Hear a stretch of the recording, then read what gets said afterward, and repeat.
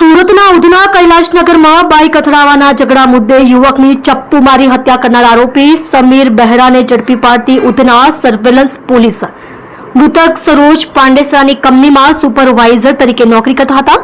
સુરતની ઉધના પોલીસ દ્વારા હત્યાના ગણતરીના સમયમાં આરોપી સમીર બહેરાને ઝડપી પાડી જેલના સળિયા ગણતા કર્યા. મૂળ ઓરિસ્સાના વતની સરોજ કુમાર ખીરોદ મહંતી ઉંમર વર્ષ 47 પાંડેસરાની ખાનગી કંપનીમાં સુપરવાઇઝર હતા. તારીખ 25 એપ્રિલે સરોજ કુમાર નોકરી પરથી છૂટીને બાઇક પર ઘરે જઈ રહ્યા હતા ત્યારે ઉધના કૈલાશનગર શિવભીમ ચોક પાસે અચાનક મોપેડ પર આવેલા શખ્સે તેમની બાઇક સાથે અથડાવી હતી, જેથી સરોજે મોપેડ સવારને જોઈને ચલાવવા કહીને ઠપકો આપ્યો હતો, જેથી તેમની વચ્ચે બોલાચાલી થઈ હતી.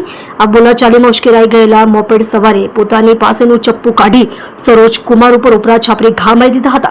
ગંભીર ઈજા પામેલા સરોજ કુમારને સારવાર માટે સુરત નવી સિવિલ હોસ્પિટલમાં દાખલ કરવામાં આવ્યો હતો, જ્યાં ટૂંકી સારવાર દરમિયાન મોત નીપજ્યું હતું. બનાવ અંગે ઉધના પોલીસે હત્યાનો ગુનો નોંધી ગણતરીના કલાકમાં જ હત્યારા સમીર સદ્દામ બહેરા રહે હરિનગર સોસાયટી વિભાગ 3 ઉધના તેને પકડી પાડ્યો છે.